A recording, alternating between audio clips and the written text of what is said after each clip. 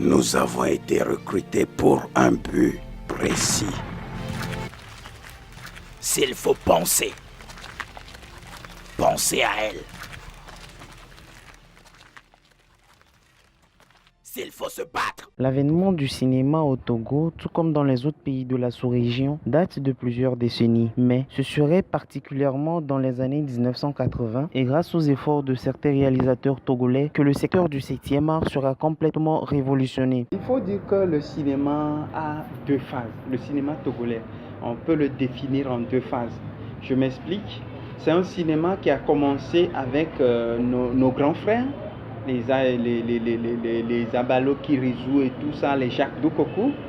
Après, c'est ce cinéma qui a été la phase de la jeunesse, que je peux dire, par exemple, Joël Tchédré, les Steve Naff, Charles Lenou, etc., Tinkoum et autres. Donc, c'est une nouvelle phase du cinéma togolais. Vous allez voir que quand on veut parler de l'évolution du cinéma togolais, c'est parler un peu de cette phase où c'est un peu à l'ancienne, où les choses étaient, bon, ça a démarré depuis dans les années 80 surtout, où nous avons les premiers films, où on peut parler même du film de Jacques Doukoku, cinéaste togolais qui a fait le premier film togolais, et qui obtient ce nom du premier réalisateur togolais, cinéaste togolais, puis les films de Abalo Kirizu, excusez-moi, paix à son âme, les Talakena, aussi paix à son âme, qui sont des représentations de ce cinéma à l'ancienne et qui avaient une autre façon. Vous allez voir qu'avec l'évolution du monde actuellement, où nous parlons de la globalisation, les jeunes sont en train de prendre ce cinéma à une autre façon. Et quand vous voyez nos cinémas actuels et les cinémas d'avant, il y a une différence, une évolution. Donc on peut dire que le cinéma prend de l'avance. C'est la marche vers la perfection, vers l'excellence, vers la compétitivité, vers un cinéma beaucoup plus concerné par les jeunes, pour le public togolais et international. Donc c'est un peu ce que nous pouvons dire sur l'évolution du cinéma togolais. Sinon, au jour d'aujourd'hui, le cinéma est en train de prendre de l'envol. Le Togo est en train de saisir la compréhension du cinéma. Et je crois que ça avance. Cependant, dans les années 1990, à cause des problèmes financiers, le cinéma togolais va tomber dans des travers. Les efforts ménagés pour faire émerger le cinéma togolais donneront des résultats qui seront peu significatifs. Mais depuis une dizaine d'années, des jeunes réalisateurs conscients de l'état lamentable dans lequel se trouve le cinéma togolais se sont investis et ont participé à des festivals internationaux, de même que sous-régionaux, tout en remportant ainsi de nombreux prix. Cependant, ces réalisateurs sont soumis à de nombreux obstacles pour une meilleure participation à ces différents festivals. Quelles sont donc ces différentes facettes de la participation des réalisateurs togolais aux différents festivals de films? Depuis 2013, je suis plus en participation au festival international parce que j'étais à une autre phase de mieux préparer pour pouvoir lancer sur la compétition. Parce que quand nous parlons de compétition, bien sûr, nous avons les compétitions internationales et nous avons les compétitions nationales et internationales. Donc, nous, actuellement, étant la relève de ce cinéma d'aujourd'hui, nous devons nous armer, excusez-moi, pour que ce cinéma soit visible, percutant sur le marché international. Et moi particulièrement, avec mon dernier film, Les Derniers Survivants, qui a été un film qui a été bien apprécié au FESPACO dernier, en 2013, malheureusement qu'après mon film a été sélectionné et puis on demandait à ce que le film soit converti. Hein? Et puis vous voyez, quand il faut que c'est aujourd'hui que nous avons le numérique qui est validé.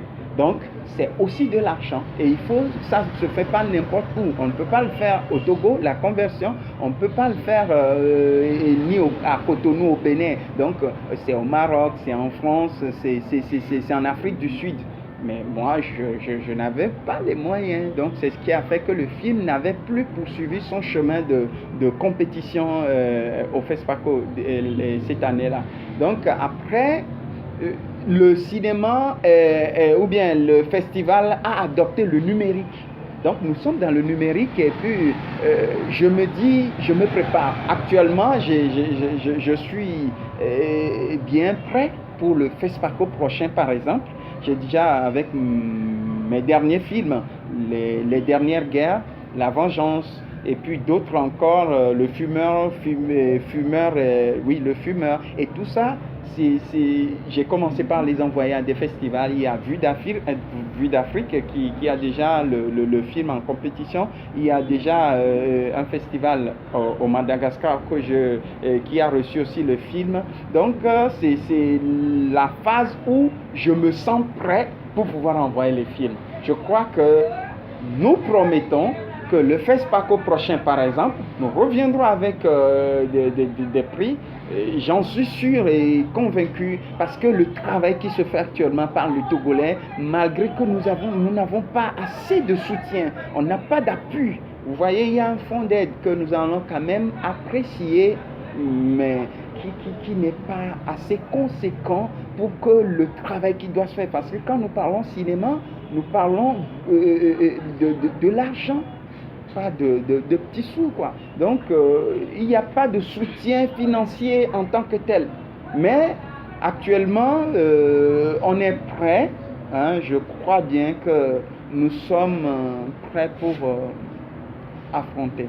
Nous avons des difficultés toujours, il faut dire, financières. Il faut aussi dire...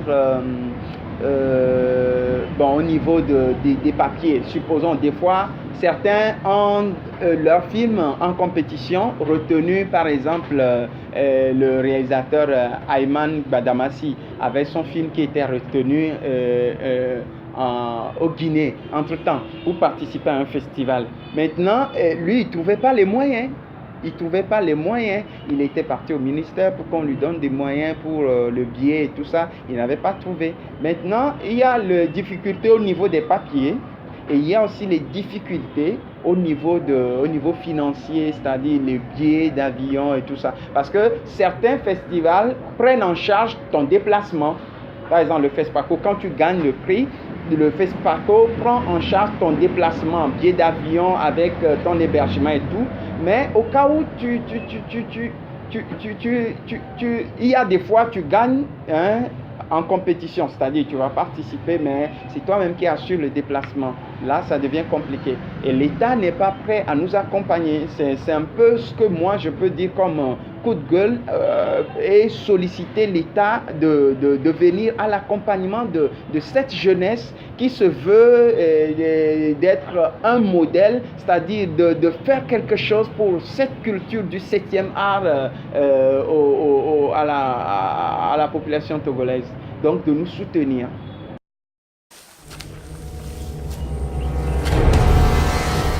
Pourquoi avez-vous quitté l'armée? Les hommes ont toujours un problème. La justice n'a jamais eu une place dans la société. Au titre de la présentation du secteur, notons que le cinéma a apparu au Togo pendant la période coloniale avec des réalisateurs allemands tels que Karl Müller et Hans Schönzburg. Ces productions concernaient la vie et les mœurs des indigènes et des activités du colon. Juste après les indépendances, certains cinéastes français et européens vont également réaliser des films sur le Togo. Le cinéma togolais, lui, commencera proprement dit dans les années 1970 avec des réalisations des réalisateurs togolais tels que Kwame ou L'Exode Malversé, un film fiction de 45 minutes produit en 1975 et La lycéenne produit en 1996 par Jacques Dokokou, précurseur et doyen des réalisateurs togolais, ou encore Kaoulasi de Blaise Abalo Kilizou, sorti en 1980 qui obtiendra au FESPACO de la même année le prix spécial du développement humain durable. Si dès les années 70 à 90, la cinématographie cinématographie togolaise n'a pas connu des résultats probants, notons qu'au lendemain du XXIe siècle, le cinéma togolais verra la naissance d'une nouvelle génération composée entre autres de Steve Naf, Ingrid Alaglo ou encore Joël Chedré qui remportera le prix Kojo et Bouclé avec sa réalisation Nana Benz, les reines du textile africain en 2014. Cette même année, Maxime Tchenkoun remportera le prix Canal+ de la meilleure interprétation féminine, celui du meilleur scénario et le trophée UEMOA de la meilleure fiction grâce à son œuvre Les Vallées du Grand Bleu, qui se charge de faire connaître le Togo dans les contrées africaines et même mondiales. Cependant, la participation des réalisateurs togolais aux différents festivals de films est soumise à certaines conditions qui sont entre autres les conditions de participation à un festival. Je ne sais pas si vous voulez parler de, par exemple, les règlements que les festivals nous présentent. Parce que chaque festival a son règlement. Soit, par exemple, il y a certains festivals qui disent que le film ne doit pas dépasser 2 ans.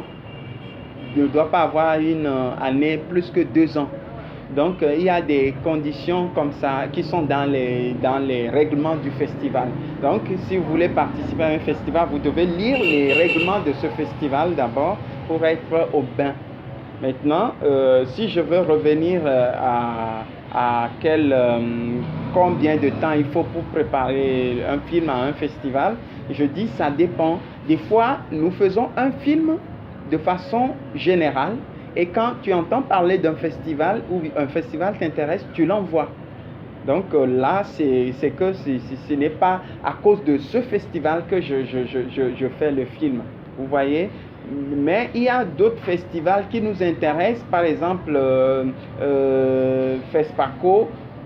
Actuellement, moi, je prépare des films ou j'ai préparé des films pour le FESPACO. Vous voyez? Donc, dans ça, on sait que le FESPACO, c'est biennal. Donc, biennal, vous avez 2 ans pour préparer le film. D'autres festivals sont annuels. Donc, vous avez 1 an pour préparer le film si vous pensez participer à ce festival. Je prends l'exemple de Clap Ivoire qui se passe en Côte d'Ivoire. Le Togo participe chaque année. Et tu ne peux pas participer avec le même film 2 fois. Alors, si tu participes cette année, obligatoirement l'année prochaine, tu commences une autre production.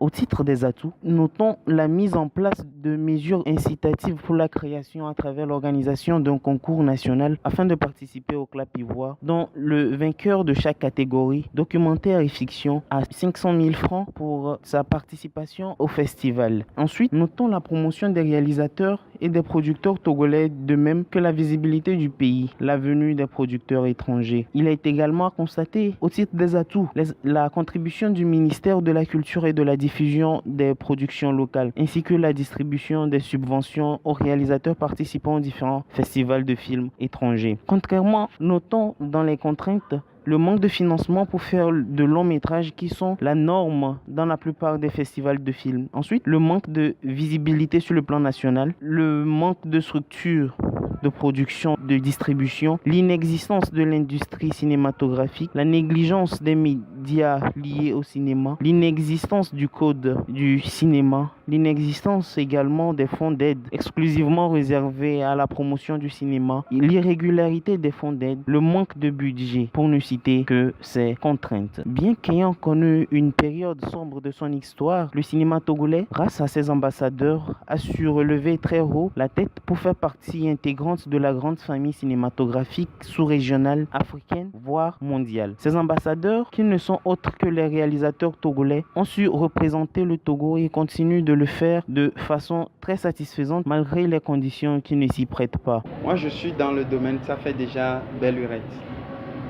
Si j'y suis toujours, ça voudrait dire en même temps qu'on est en train de travailler pour que ce cinéma connaisse une émergence. Je me bats, comme mes frères d'ailleurs, quand je parle de mes frères, c'est cette jeunesse-là qui est en train de pousser le cinéma togolais et africain bien sûr, parce que nous sommes dans la globalisation. On n'a pas les moyens, mais on se bat pour trouver des moyens et produire. Ça, c'est déjà un effort pour le développement du cinéma togolais. Moi, si je prends mon cas, je fais d'autres jobs, je fais des choses pour pouvoir nourrir la production cinématographique. Vous voyez un peu? Donc, c'est un effort assez colossal que nous sommes en train de faire. Et comme ça, je le dis pour que ceux qui écoutent, les oreilles qui écoutent, puissent plaider notre cause. Aujourd'hui, la participation des réalisateurs togolais aux différents festivals de films connaît un développement très remarquable avec toujours le pied sur le frein au point que nous sommes tentés de se demander si le cinéma togolais n'aurait-il pas une meilleure visibilité si ces réalisateurs togolais avaient des subventions pour